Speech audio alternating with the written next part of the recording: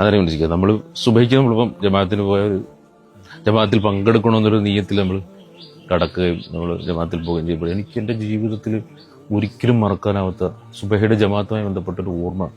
അത് നമ്മൾ രാവിലെ അത് പറയാമെന്ന് പറഞ്ഞു. മണ്ണുത്തി പള്ളിയിൽ ഒരിക്കലും പിന്നെ തഹജുദിൻ്റെ സമയത്ത് തഹജുദ് നിസ്കരിക്കാൻ അവിടെ കുറച്ച് ആൾക്കാരൊക്കെ യൂണിവേഴ്സിറ്റിയിൽ നമ്മുടെ നാട്ടിൽ നമ്മുടെ സുഹൃത്തുക്കളൊക്കെ വരും. അപ്പോൾ ഇവർ വരുന്ന സമയത്ത് മണ്ണുത്തി പള്ളിയിൽ അൻസാരി ഉസ്താൻ അറിയാമല്ലോ, ഒരു ഗേറ്റേ ഉള്ളൂ മനസ്സിലാക്കുക.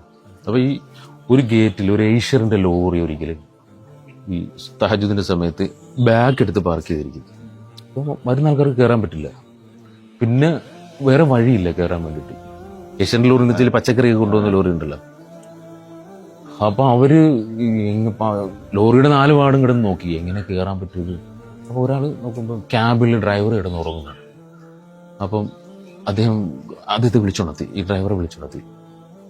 എന്തോ വണ്ടി എടുത്ത് മാറ്റി, പള്ളിയുടെ മുന്നിൽ ഇങ്ങനെ വണ്ടി പാർക്ക് ചെയ്തെന്തോ ചോദിച്ചു. അപ്പോൾ ഡ്രൈവറെ പെട്ടെന്ന് വണ്ടി എടുത്ത് മാറ്റി. പിറ്റേ ദിവസം ഇതേ സമയത്ത് അവർ പള്ളി വന്നപ്പം ഇതേ വാഹനം അതേപോലെ തന്നെ പാർക്ക് ചെയ്തിരിക്കുന്നു അവിടെ, അതേ വണ്ടി. അപ്പം ഇവർക്ക് പിന്നെ പെട്ടെന്ന് ഇന്നലെയും പാർക്ക് ചെയ്തു, ഇന്നും പാർക്ക് ചെയ്തു, അക്ഷമരായത്. പെട്ടെന്ന് വിളിച്ച് ഇന്നലെ എന്താ സംഭവം എന്നൊക്കെയുള്ള രീതിയിൽ ചോദിച്ചു. ആ ഡ്രൈവർ ഒന്നും മിണ്ടില്ല, വണ്ടി എടുത്ത് മാറ്റി. അങ്ങനെ ആ സംഭവം അവിടെ അവസാനിച്ചു. അങ്ങനെ മോദിൻ ഉസ്താദ് വന്നിട്ട് എന്നോട് ഇതുപോലെ ഇങ്ങനെ ഒരു സംഭവം ഉസ്താദ് സുബഹിക്കുണ്ടായി എന്ന് പറഞ്ഞു. ദുഹറിന്റെ സമയമായപ്പം ഈ മോദിൻ ഉസ്താദ് എന്നോട് വന്നിട്ട് പറഞ്ഞു, ഉസ്താദ് ഇന്ന് സുബഹിക്ക് ഏഷ്യറിന്റെ ലോറി പാർക്ക് ചെയ്തില്ല, ആ ലോറി ഡ്രൈവർ ഇതേ ദുഹറിന്റെ ജമാഅത്തിൽ പങ്കെടുക്കാൻ പള്ളിയിൽ ഇരിപ്പുണ്ട് എന്ന് പറഞ്ഞു. ആ പയ്യൻ അപ്പം നിസ്കാരം കഴിഞ്ഞിട്ട് ഞാൻ ഇങ്ങനെ വിളിച്ചു, റൂമിലേക്ക് വന്നു. ഒരു ശാന്തനായ ഒരു പയ്യൻ, ഏകദേശം ഒരു 30 വയസ്സ് പ്രായം കാണും, കയറി വന്നു. എവിടെ എന്താ സംഭവം, രാവിലെ എന്തൊക്കെയോ സംഭവം ഉണ്ടായെന്ന് പറയുന്നിട്ടില്ല, എന്താ സംഭവം? അപ്പോൾ സാർ ഞാൻ ഇരുന്നോട്ടെ എന്ന് ചോദിച്ചു റൂമിൽ. അപ്പോൾ ഇരിക്കാൻ പറഞ്ഞു.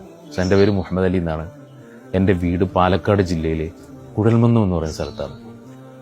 ഞാൻ കർണാടക സ്റ്റേറ്റിലെ ഹൊസൂരിൽ നിന്ന്, കർണാടകത്തിൽ നിന്ന് ഹൊസൂർ എന്ന് പറയുന്ന സ്ഥലം, അവിടുന്ന് പച്ചക്കറി തൃശ്ശൂർ ശക്തൻ സ്റ്റാൻഡിൽ പച്ചക്കറി കൊണ്ടുവരുന്ന ലോറിയിലെ ഡ്രൈവറാണ് ഞാൻ.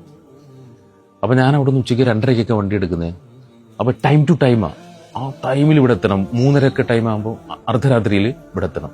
അപ്പോൾ ടൈമിൽ എത്തിയില്ലെങ്കിൽ ഈ പച്ചക്കറിയുടെ വില ഇടിയാക്കുന്ന പ്രശ്നമുണ്ട്. അപ്പം ഈ 3:30 വണ്ടി ഓടിച്ച് ഭയങ്കര ക്ഷീണിതനായി പിന്നെ പോയി കിടന്നുറങ്ങിയാൽ ആന കുത്തിയാൽ പോലും അറിയത്തില്ല ഉസ്താദെ. ഭൂമി കിടന്നുറങ്ങിപ്പം സുബഹിക്ക് കിട്ടുന്നില്ല, സുബഹി ഖളായി പോകുന്നു, ജമാഅത്തിൽ പങ്കെടുക്കാൻ പറ്റുന്നില്ല. അപ്പം ഞാൻ അവനോട് പറഞ്ഞടാ അതൊക്കെ ഈ പള്ളിയുടെ ഫ്രണ്ടിൽ, മണ്ണുത്തി പള്ളിയുടെ അറിയാലോ, ആ റോഡ് സൈഡിൽ വണ്ടി ഇങ്ങനെ നീളത്തിൽ പാർക്ക് ചെയ്യുക.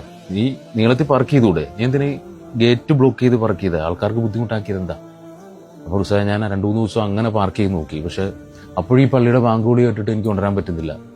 ഈ ഗേറ്റ് ബ്ലോക്ക് ചെയ്ത് പാർക്ക് ചെയ്താൽ ഇവർക്ക് കയറാൻ പറ്റാതെ വരുമ്പം അവരെന്നെ വിളിച്ചുണർത്തുമല്ലോ. എനിക്ക് ഭയങ്കര ഫീലിംഗ് ആയി യൂനിസിക്ക. ഞാൻ പിന്നെ പള്ളി കമ്മിറ്റിയായിട്ട് ബന്ധപ്പെട്ട്, മണ്ണുത്തി അറിയാമല്ലോ, അവരൊക്കെ ഇങ്ങനത്തെ ഉള്ള കാര്യങ്ങൾക്കൊക്കെ ഭയങ്കരമായി സഹകരിക്കുകയും ബന്ധപ്പെടുകയൊക്കെ ചെയ്യും. അവരുമായിട്ട് ബന്ധപ്പെട്ട് പള്ളിയിൽ കിടത്തി അവനെ. പിന്നെ അവർ പള്ളിയില്ല, ഞങ്ങളുടെ കൂടെ ഭക്ഷണം കഴിക്കാനും പോകാനും ഒക്കെ ഭയങ്കര, നമ്മുടെ പള്ളിയിൽ തന്നെ ഒരു നമ്മുടെ കൂടെ ജീവിക്കുന്ന ഒരാളായി മാറിയത്. ഒരിക്കലും ഞാൻ നാട്ടിൽ പോയി, ജുമാ കഴിഞ്ഞിട്ട് നാട്ടിൽ പോയപ്പോൾ ഒരു ഞായറാഴ്ച മോദിൻ ഉസ്താദ് രാവിലെ എന്നെ വിളിച്ചിട്ട് പറയാം, ഉസ്താദ് എന്താ പത്രം നോക്കാം, ഒരു ആക്സിഡന്റ് വാർത്ത പത്രത്തിൽ കൊണ്ടുവന്നു. അപ്പോൾ അവൻ വാട്സാപ്പിൽ എനിക്ക് അയച്ചു തന്നു. അപ്പം ഞാൻ നോക്കുമ്പം സേലത്ത് വെച്ചിട്ട് ഒരു വണ്ടി ആക്സിഡന്റിൽ മുഹമ്മദ് അലി എന്ന പേര്, മുഹമ്മദ് അലി മരണപ്പെട്ടു. നല്ല നമ്മുടെ പ്രിയപ്പെട്ടവർ മരിക്കുമ്പോൾ നമുക്ക് മാനസികമായി ഉണ്ടാകുന്ന ഒരു ആഘാതമില്ല, അതേപോലെ ഭയങ്കര ആഘാതം. ഞാൻ അവിടെ നിന്ന് തിരിച്ചു വീട്ടിൽ വന്നു, പള്ളിയിൽ വന്നു, വീട്ടിൽ നിന്ന് പള്ളി വന്ന് നമ്മൾ സുഹൃത്തുക്കളെല്ലാവരും കൂടെ, ഉസ്താദ്മാരും മഹല്ല് ഭാരവാഹികളും ഞങ്ങളെല്ലാവരും കൂടെ വീട് അന്വേഷിച്ചു പോയി. അപ്പോൾ ഇത്രയും നാളത്തെ പള്ളിയിൽ താമസവും പള്ളിയായിട്ട് ബന്ധപ്പെട്ട് അവിടെ ചിരപരിചിതനായി, എല്ലാവരുമായിട്ട് നല്ല ബന്ധമായി, നല്ല സുഹൃത്തായി, നല്ല വിനയം, പക്വത, താഴ്മ, നല്ല രസമാണ്. അങ്ങനെ ഇവന് വീട് അന്വേഷിച്ചു പോയി. അന്വേഷിച്ചു പോയപ്പം ഈ കുഴൽമന്നത്തിൽ എന്നിട്ട് ഇങ്ങനെ ഒരാളെ ചോദിച്ചിട്ട് ആർക്കും അറിയില്ല. അപ്പോൾ ഞങ്ങൾ കുറേ നേരം ഇവിടെ നിന്നപ്പോൾ ഒരാളെന്ന് വെച്ചാൽ എന്താ ഇവിടെ നിൽക്കുന്നത്, അപ്പം ഇതൊരു ആക്സിഡന്റ് മരണം സംഭവിച്ച ആ വീട്ടിൽ വന്നതാ. അപ്പോൾ തോലന്നൂർ എന്ന് പറയുന്ന സ്ഥലത്ത് ഒരു മരണം നടന്നിട്ടുണ്ടെന്ന് പറഞ്ഞു. അപ്പോൾ ഞങ്ങൾ തോലന്നൂരിലേക്ക് അങ്ങനെ അന്വേഷിച്ചൊരു വീട്ടിൽ ചെന്നപ്പോൾ ചെറിയൊരു വീട്, ആ വീട്ടിൽ ഒരു പ്രായമായ ഒരു ഉമ്മ വിളിക്കുന്നത്. അപ്പോൾ ഞാൻ ഇങ്ങനെ ചോദിച്ചു, മുഹമ്മദ് അലിയുടെ വീടാണോ എന്ന് ചോദിച്ചു. അപ്പോൾ പറഞ്ഞു, അപ്പോൾ ഉമ്മ കരഞ്ഞ് പങ്ക് മനസ്സിലായി. അപ്പം ഞങ്ങൾ കയറിയത് ചെറിയൊരു വീട്. അവിടെ അവൻ്റെ വല്യമ്മയുണ്ട്, അവൻ്റെ ഉമ്മയുണ്ട്, അവൻ്റെ ഉമ്മയുടെ ജ്യേഷ്ഠത്തിയുണ്ട്, ഭാര്യ, ഇത്രയും പേര് വിധവകളാണ്. അപ്പം അത്രയും പ്രാരാബ്ധ ജുമാപ്പ മരണപ്പെട്ട. അപ്പോൾ ഒരു ദിവസം മണ്ണുത്തിപ്പള്ളിയുടെ പെയിന്റ് അടിക്ക് വേണ്ടിയിട്ട് ഒരിക്കൽ ജുമായ്ക്ക് ഇങ്ങനെ സഹായം നടത്തുന്ന വെച്ചപ്പോഴേ അന്വേഷിച്ച പുസ്തകം ആദ്യം 10-100 നോട്ട് എൻ്റെ കയ്യിലെടുത്ത് 1000 രൂപ എൻ്റെ സംഭാവന ആയിരിക്കും ഉസ്താദ് ആദ്യം. അപ്പം ഞാൻ അന്നേരം വിചാരിച്ചേ ഇവന് അത്യാവശ്യം സാമ്പത്തിക ഭദ്രതയുള്ള വീട്ടിലെ ആയിരിക്കുന്നു. പക്ഷെ അവൻ്റെ ജീവിത പ്രാരാബ്ദങ്ങൾക്കിടയിലൂടെ അവൻ ഓടുമ്പോഴും അവൻ്റെ ചുറ്റുവട്ടത്ത് നടക്കുന്ന കാര്യങ്ങൾക്ക് കാതോർക്കുകയും പള്ളിയുമായി ബന്ധപ്പെട്ട കാര്യങ്ങൾ ബന്ധപ്പെടുകയും അങ്ങനെ ഞങ്ങൾ പിന്നെ ഹോട്ടലിൽ ദുആ ചെയ്യും. നമ്മൾ ചില പ്രിയപ്പെട്ടവർക്ക് വേണ്ടിയിട്ടുള്ള ദുആ ചെയ്യുമ്പോൾ നമ്മുടെ ഹൃദയം തുറന്ന് ദുആ ചെയ്യുന്ന ചില നേരങ്ങളുണ്ടാകും. ചില മനുഷ്യരുടെ ഈമാനികമായ ജീവിതം നമ്മളെ സ്വാധീനിക്കുമ്പോൾ അവർക്ക് വേണ്ടി നമ്മൾ ദുആ ചെയ്യും.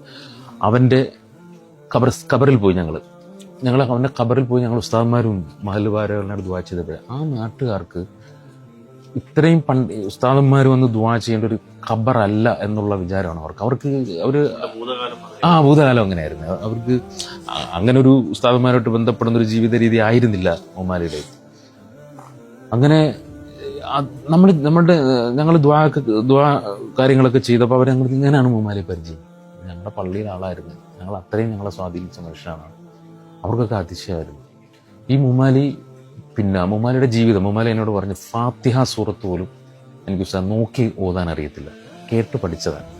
മരണപ്പെടുന്നതിന് മുമ്പ് എൻ്റെ ഒരു പെൺഡ്രൈവ് വന്നിട്ട് പറഞ്ഞു ഉസ്താദെ ഞാൻ ഹൊസൂരിൽ നിന്ന് യാത്ര തിരിച്ച് ഇങ്ങോട്ട് വരുമ്പോഴേ കൂടെയുള്ളവരൊക്കെ ആവശ്യമില്ലാത്ത പാട്ടുകളും മറ്റു കാര്യങ്ങളൊക്കെ, അപ്പോൾ എനിക്ക് കൂടുതൽ എൽമ പഠിക്കാനുള്ള ഒരു അവസരമായിട്ട് ഞാൻ അത് ഉപയോഗിക്കും. അപ്പം മൂപ്പരുടെ ജീവിതത്തിൽ ഇതിനൊരു മാറ്റം ഉണ്ടായത്. മൂപ്പര് എന്നോട് പറഞ്ഞു അബ്ദുൽ നാസർ മാദിനിയുടെ പ്രസംഗം കേട്ടിട്ടാണ് എൻ്റെ ജീവിതത്തിലൊരു മാറ്റം ഉണ്ടായത്.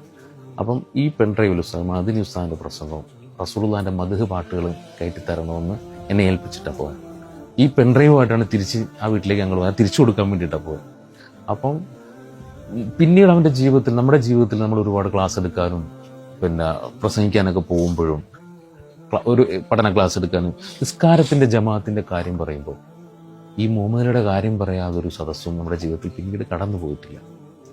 നമ്മൾ ഇതിപ്പം സഹാബാക്കളുടെ കഥയോ ഇമാമിങ്ങളുടെ കഥയോ സാലിഹ്യങ്ങളുടെ ഔലിയാക്കളുടെ കഥയല്ല, നമ്മുടെ ചുറ്റുവട്ടത്ത് ജീവിച്ച പച്ചയായ മനുഷ്യന്റെ, നമ്മളെപ്പോലെ വികാരങ്ങളും സ്വപ്നങ്ങളും നമ്മളെക്കാളേറെ പ്രാരാബ്ധങ്ങളുള്ള ജീവിതത്തിൽ കടന്നു പോകേണ്ടി വന്നിട്ടും ദീനിനെ മുറുകെ പിടിക്കാനും ജമാഅത്ത് നിസ്കാരത്തെ സ്നേഹിക്കാനും നമ്മളിപ്പോൾ ഒരു സുബൈ ബാങ്ക് കേൾക്കുമ്പോൾ മുമാലിയെ നമ്മുടെ ഓർമ്മയിലേക്ക് വരും. ഇന്നും മുമാലിയുടെ ഓർമ്മകൾ നമ്മൾ പെട്ടെന്ന്